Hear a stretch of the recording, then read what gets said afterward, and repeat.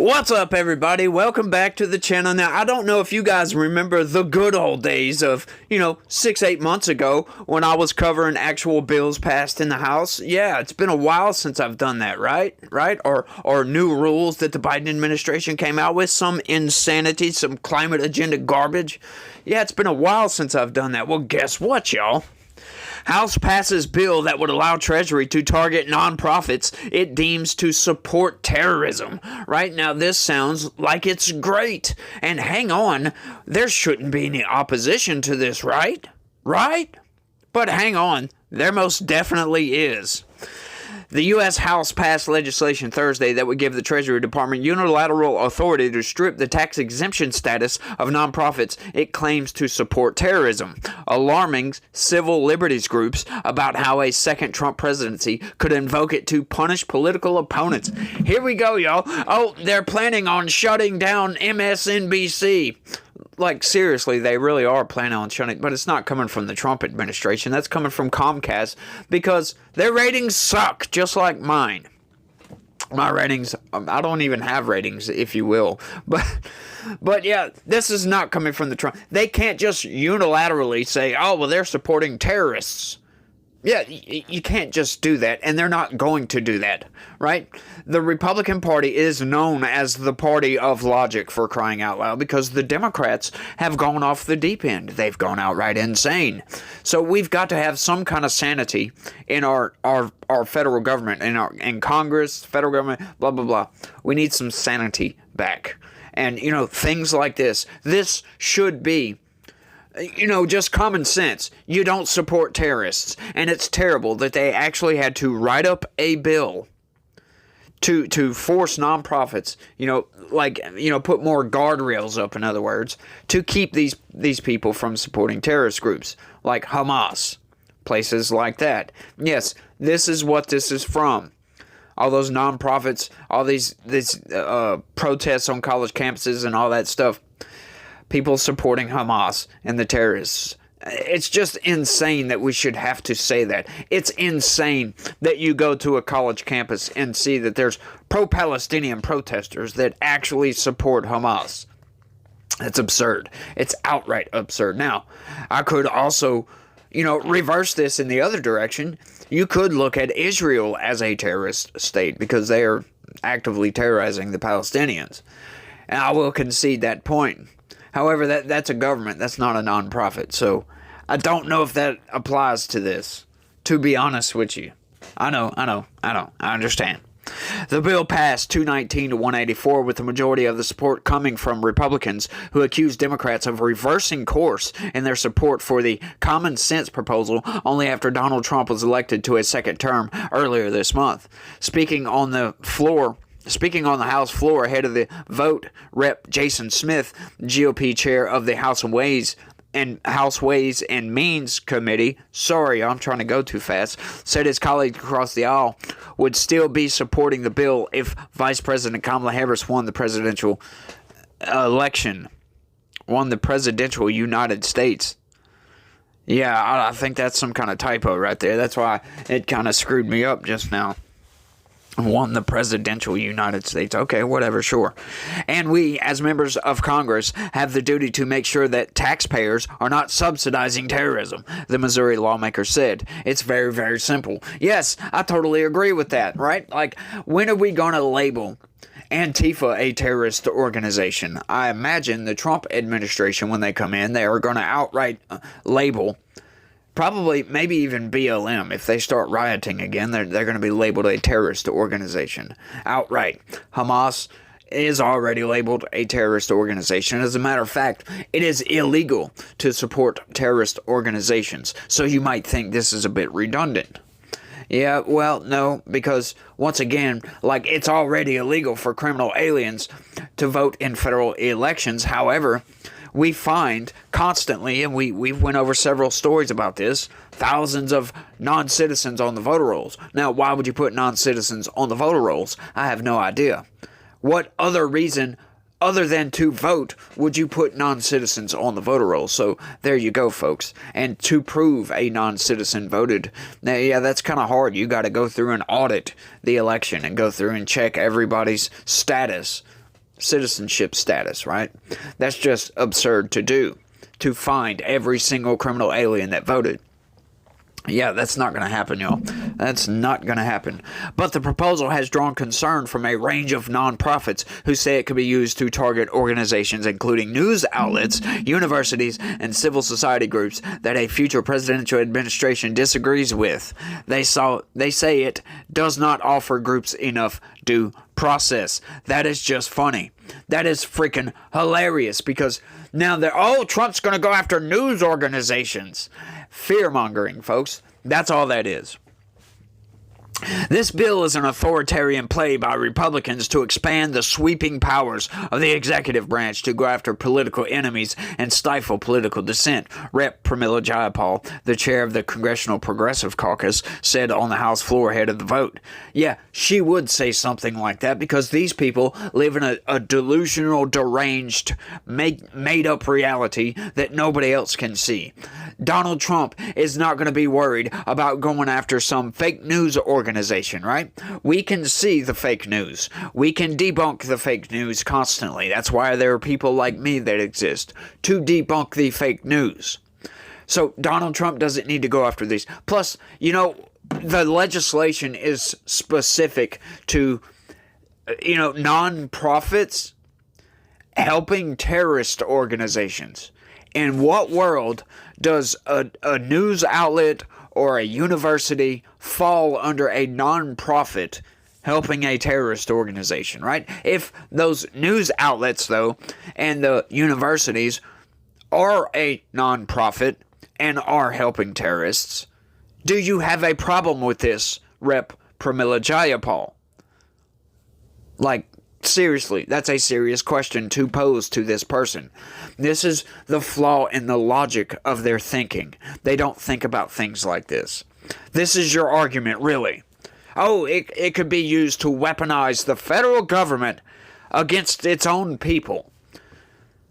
Sound familiar to anybody?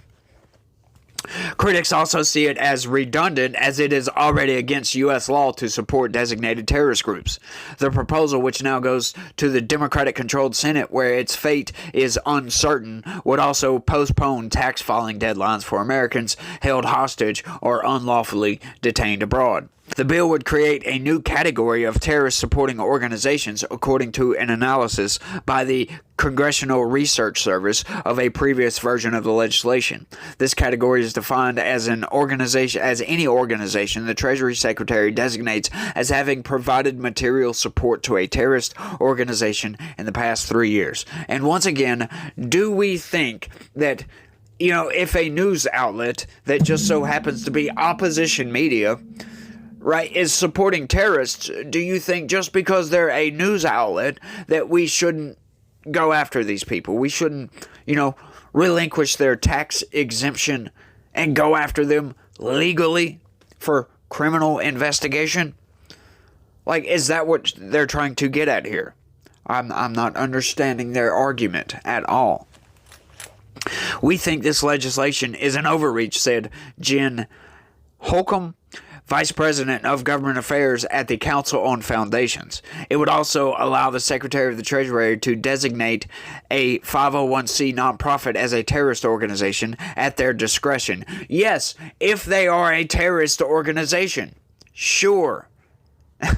Once again, there has to be some substance to the claim, right? But this is the world Democrats live in. They can just make up a claim, or if they hear some allegation, they take it as reality, as true, and yep, that's totally factual. There we go, boom, that's it. That's why these people are so deranged with Trump, because they hear the fake news and believe the fake news. No, that's not how reality works. People lie. Right? This is just absurd. The opposition to this is made up. It's all just fear-mongering garbage. Or do they actually believe it? That's what I would love to know. Do they actually believe that, he's just going to go after opposition media and universities and all this other stuff? It's just silly. The bill would give a nonprofit designated as a terror-supporting 90 days to appeal that designation. Nonprofits like the American Civil Liberties Union have said that the bill does not require that the Secretary of Treasury disclose all the evidence that was used to make the designation. The bill text outlines how the Treasury must send a description of such material support or resources to the extent consistent with national security and law enforcement interests.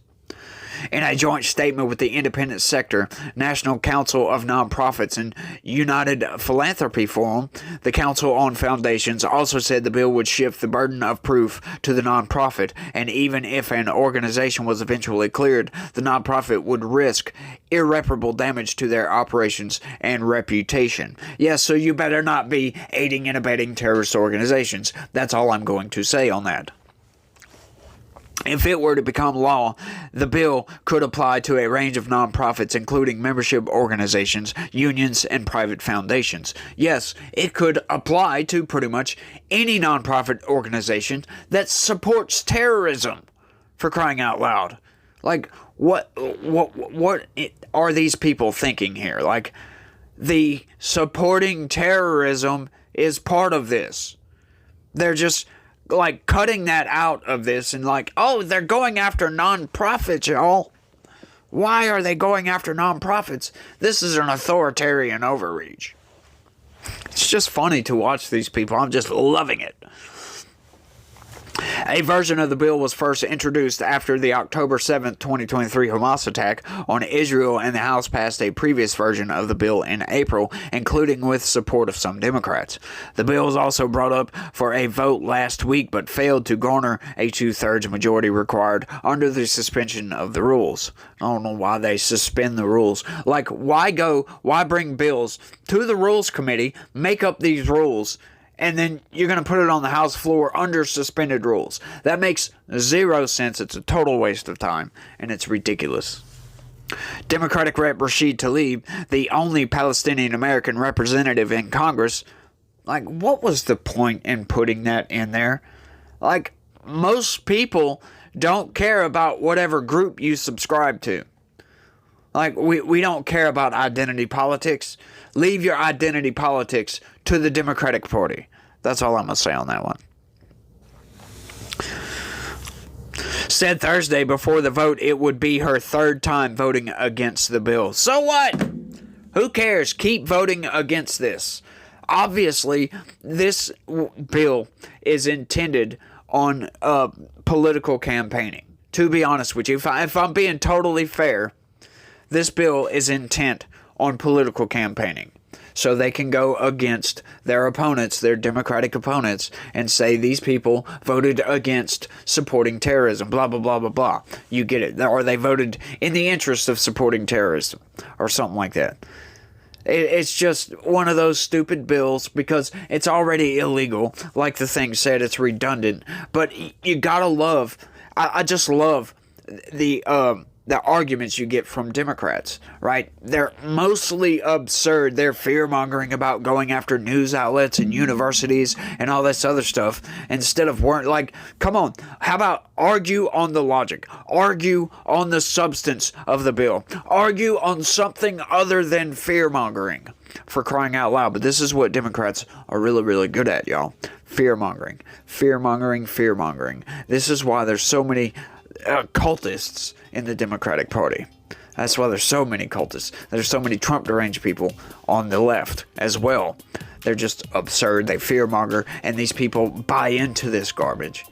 And then they get caught up in this world of fear-mongering and just deranged lunacy. Seems like just believing whatever the hell the Democrats say. All right, politicians lie, y'all. Politicians lie a lot. Don't trust hardly anything that a politician says. That's all I'm going to say on that one. That is all I'm going to say. But I think I'm done on this one, y'all. Like I said, trying to keep my videos short, so how'd I do, if you will. Y'all, let me know what y'all think about all this. And don't forget to do me a favor and smash that like button for me. I would really, really appreciate it. And if you're new around here, hit that subscribe button. I would appreciate that a whole hell of a lot more. But y'all let me know what y'all think. That's all I got for this one. I want to thank everybody for watching, and y'all try to have a good day. Stay legitical. Peace.